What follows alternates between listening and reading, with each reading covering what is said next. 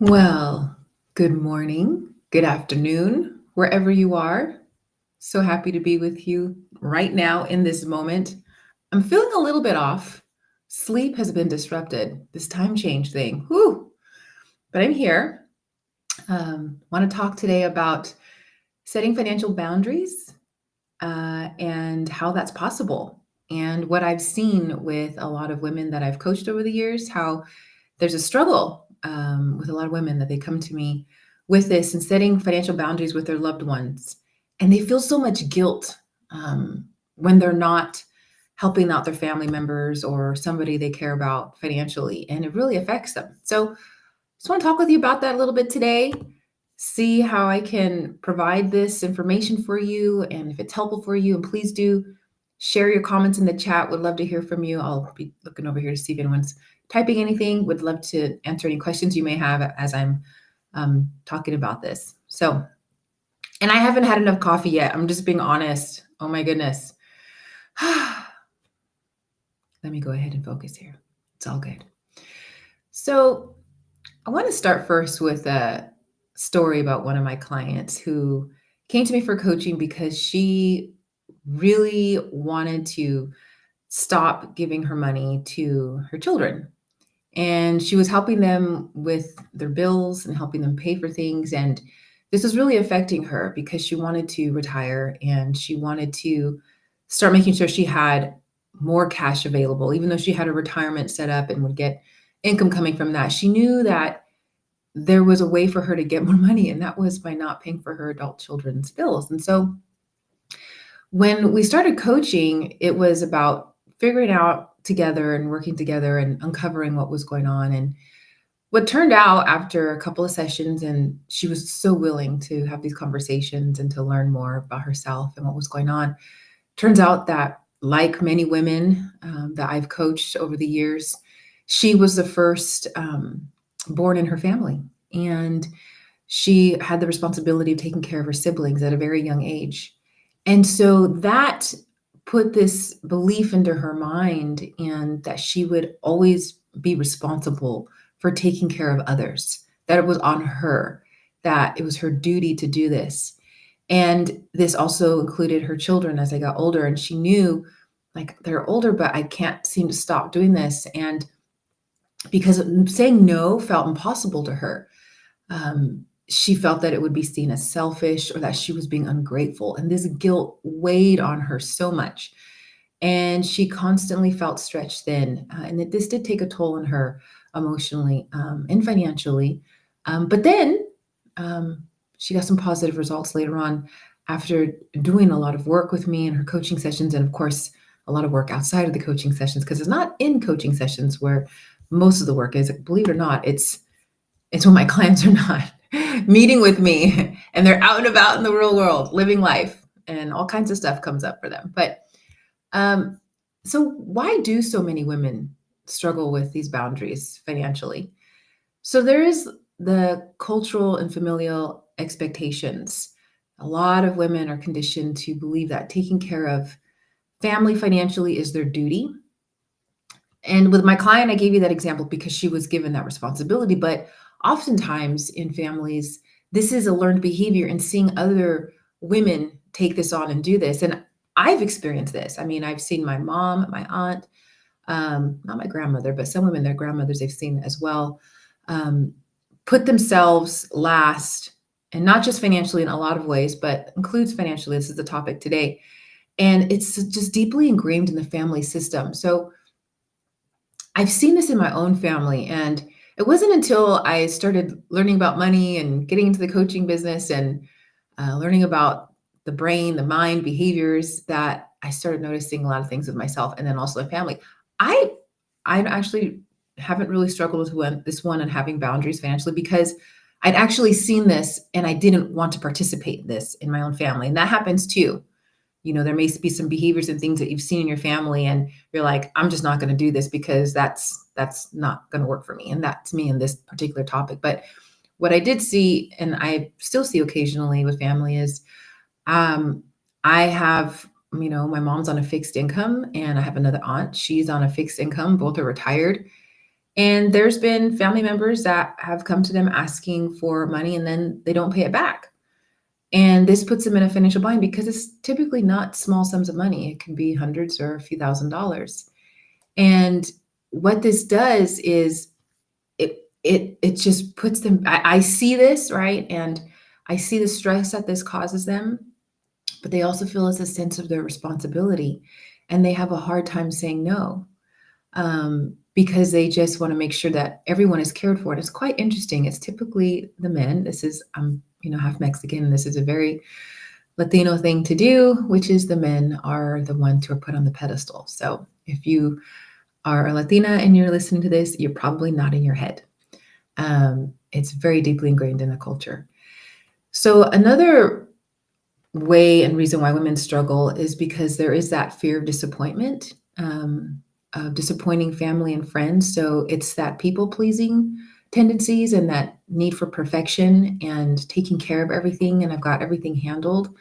Again, it's that sense of responsibility for someone else's financial well-being, even when they can't afford it to be for themselves. It's like, I got to take care of you at all costs. And there's that difficulty in setting boundaries that comes with this. Because if you're somebody who is accustomed to taking care of others and pleasing them and making sure their needs are met, well, there's the lack of being able to set boundaries, and those boundaries for themselves and also boundaries for others. So to set those boundaries, it would mean reversing the belief of what's at the core of the pleasing other people. So that takes some work, right? And then also at the core of why they're not putting themselves first.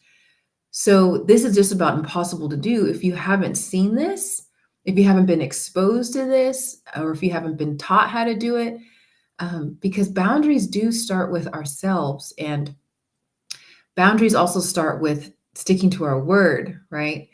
And unless somebody who hasn't been exposed to this, hasn't been taught, it takes support to be able to learn how to set these boundaries and also to say them. It's not, I've had another client, it's interesting, I have another story of who she was in the, worked in the nonprofit field, and she was a director, and she would worked with women outside of work. I kind of volunteer work, women that were victims of domestic violence. And my client would get calls from these women and they would ask for money because they couldn't pay rent, or they would ask her for money because they had to, move out of their place temporarily because of the harm doer, something, right? And so my client had come to me because she knew she wanted to save money to buy a house and move across the US. And she was noticing that she would put money in her savings and then it would come out because she'd be helping these other women. So she was taking money out of her personal savings for these goals that she wanted and would then give it to these women. And as we talked more and more, it came up that she'd get these phone calls and it was like automatic. She didn't know how to say no. She just said, okay. And she felt it was her responsibility. Her story was a little different. I think it boiled down to her having dinner with her family and always making sure her brother had something to eat. That's something that I don't know why that occurred for her, but that is where that stemmed from. But anyway, point being, when she'd get these phone calls from the women that she was working with, she just didn't know how to say no. And so that was what we worked on together, was how she could pause. And she got really clear about what her personal goals were, first and foremost, really clear about the importance of that and why she wanted to accomplish those goals. And then it was easier for her to then say, okay, if I say yes to her, I'm saying no to myself. And eventually she's like, I'm not okay with that. I want to say yes to myself. And so that's what she learned. And then over time, she'd get those phone calls. And what happened is she was able to say, she was not automatically saying, okay, and just transferring the money, because that was what was happening. What she did was she would say, let me get back to you. And she would then pause and then consider and look at her finances and decide whether she wanted to do it. And that was so empowering for her. So she learned over time with coaching, it took practice, right, on how to say no, identifying when those situations are coming up, the best way that worked for her on setting that boundary, and it worked. So, just want to give you a little nugget there, some examples of real life situations with my clients.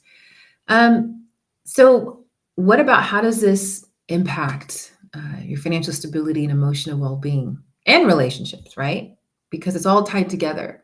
So, there's a financial strain because when we give to others before meeting your own needs, it adds up to your inability to reach your own goals if it's to pay off debt, if it's to increase your savings and to feel financially secure. So you're pulling money away from yourself to support others. And I just want to share that when that's happening, mm, the other people are also, it's like this cycle, right?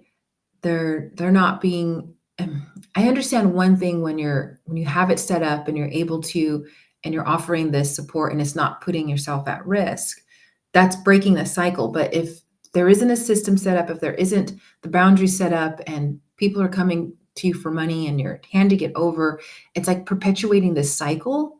And ultimately, I understand a lot of women, they want to help their family because they don't want to see them suffer. They don't want to see them, their family members strained financially or having problems and stress. They want to take that away from them. And think about this though, later on down the line, who's going to be there for you, right? So, and it's really interesting too because it's like a lot of the women too that I've coached, they have the deep desire of building wealth to create that generational wealth. That's like something they really want.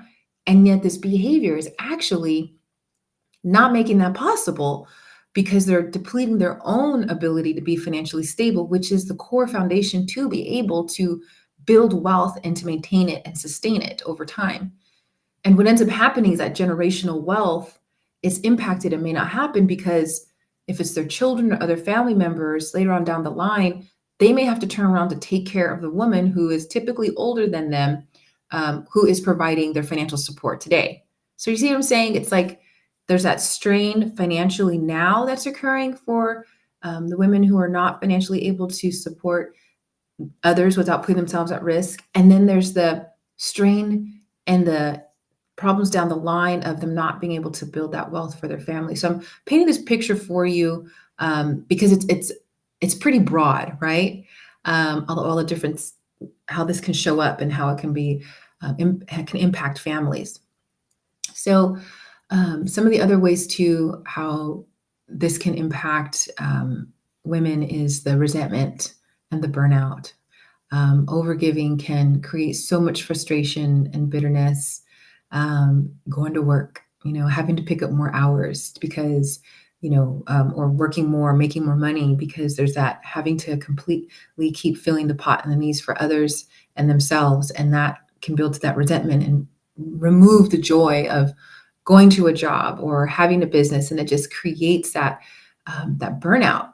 And then that also can put strain on relationships as well, instead of strengthening them. And that's really difficult. I mean, when you think about it, to be in that circumstance.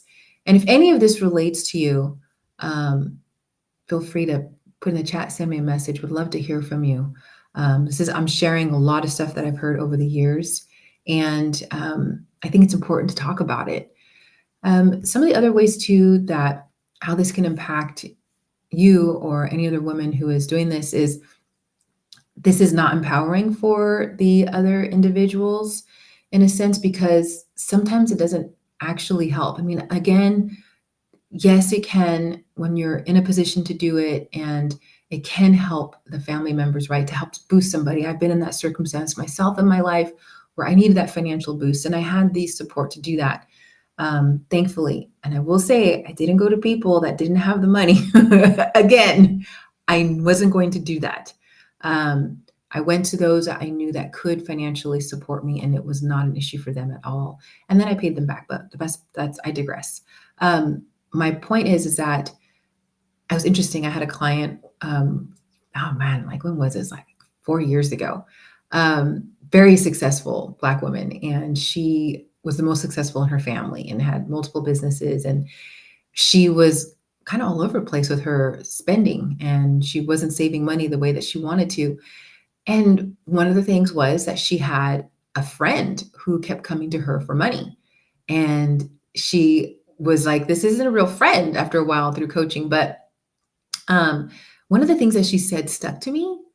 One of her aha moments when she was changing her behavior and saying no to this friend, and she was actually avoiding calls from a friend. That's the other way that this can impact relationships.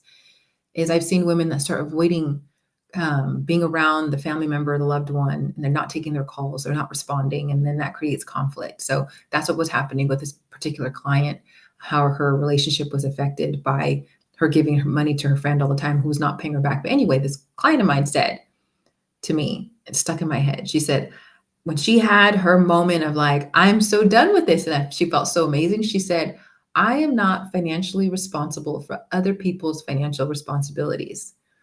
And she was very clear. It was those who were showing over and over that they were not doing what they had needed to do to really support themselves or help themselves. They were, like her friend, she always had an excuse of why she couldn't have a job. And she said she knew her friend was capable. So that's where that came from, where she was like, I'm not financially responsible for other people's financial responsibilities who are fully capable of being able to take care of themselves. And so that was just like, wow, that was amazing that she said that. And that stuck with me for myself. I've thought that over time. So we come to how would it be a graceful way to say no, right? When you're approached for money and you could still honor your values and you could still honor your loved ones.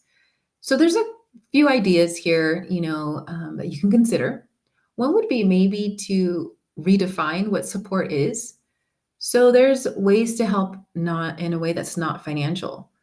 You could share financial information, the resources. You could offer help in searching for a job, writing a resume, or even offering emotional support, because that is redefining it. And if you're able to do that, that's still providing that empowering support for your loved one. So that's one thing to consider. Another would be to consider using affirming language in speaking to your loved one. So that would look something like, if somebody calls or messages you or something and asking for money, and you know that you really are just not wanting to, and you're feeling that, you'll know, because you're going to feel your body letting you know, your mind, your body, your response to when that person reaches out, if they keep doing it, right? You could say, I can't contribute financially right now, but I'm happy to help in another way. That's an affirming language, because it's not saying no in a sense of like, sorry, can't help you, bye. You're still being kind and generous by saying no, but also still offering help in that affirming way. One of my mentors shared with me, I think it was at a workshop or something we went to a few years ago, and maybe it was a personal conversation, I don't know. Anyway, she shared with me that what she does is that when she's asked for, financial support with a family or loved one or somebody, what she'll do is, let me see if I'm going to chat there. Okay, making sure. What she'll do is, if let's say somebody asks for $100, example, they're asking her if they can borrow $100. She'll say, I can give you 50. She has 100, but she's like, well, I can give you 50. And they say, okay.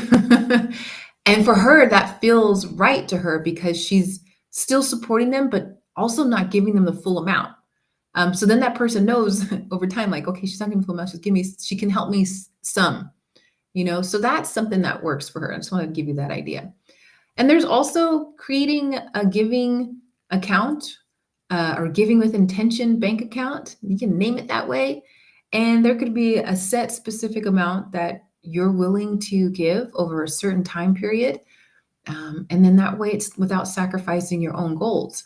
I've had many clients do this, set up an account where it's specifically for spending and giving money to somebody that they love that needs it. And it's a lot easier for them to say, in that affirming way, no, I can't help you financially right now because it's the truth. Maybe they had, set aside $1,000 a year to be able to help a family member or loved one, and then they get that call, but they just, lent somebody, in their family the last $200 out of that $1,000 account, and somebody may ask for some money, and she can honestly say, like, I can't help you right now, but I can sometime in the future. And when that bucket is replenished, maybe that person still needs help. She can do that. So that those are just different ways that to consider on how to gracefully decline and still offer support, and you're still holding true to what you value, which is maybe taking care of your loved ones and showing up for them, and also most importantly taking care of yourself and showing up for yourself. So breaking that cycle is something that you don't have to do alone. Okay. There's a lot of support out there. There's therapists. A therapist would, if somebody really is feeling like I need to talk to a therapist about this is like deeply embedded in my family and I'm being impacted, mentally by this, that's great. Start with therapy. Also working with a coach, a financial coach like me, or many of the financial coaches that I know. We're here. This is what we do with our clients is we take the time to discover with our clients on what it is about the behavior they want to change and why, and also provide a lot of information and support and resources and strategies and planning to be able to implement those things that our clients are wanting to change. And this is a topic that comes up time and time again with my clients. And in order to break the cycle, it really takes that awareness on your end. So if you're hearing this and you're watching this, you're aware. It's a starting point, right? So there's that awareness, and then there's the point of where you're going to take action. Maybe you're ready to take action now. Maybe you're ready to take action to have a conversation with a therapist or with a financial coach. Maybe it's time is now, and you're like, I'm tired of this. I want to change this. It's got to stop, and go for it. Or maybe you're not quite ready, but this is information that it's here, right? And I invite you to consider taking this with you. When these situations occur again, just notice how you're responding. Notice, who's coming to you, how often, and notice how you feel, right? Before you provide the money, after you do, and just pay attention and just kind of notice what it is that you want to change or what works for you. And when you're ready to take action, you can take action. But first and foremost, it definitely starts with taking the time to consider and uncover, where is this coming from? Why is this happening? What's my part in it? How come I'm doing this? Why am I not stopping? Those are all great questions to ask. Journal them. Take a little bit of time when you're on a walk. Consider these questions, and also envision and declare and say what you want. I want to. I want to completely be able to help my family members financially, and I am 100% taken care of too, right? That's an affirmative statement. And you can start to say things like that, envision it, and keep that going. And before you know it, things will fall into place. You'll be ready when you're ready, and there'll be no stopping you. So thank you so much for spending this time with me today. Hope everything that I said was helpful. I'd love to hear from you. If this is something that has been relatable to you, that you've experienced or you've seen friends or family go through this, do let me know.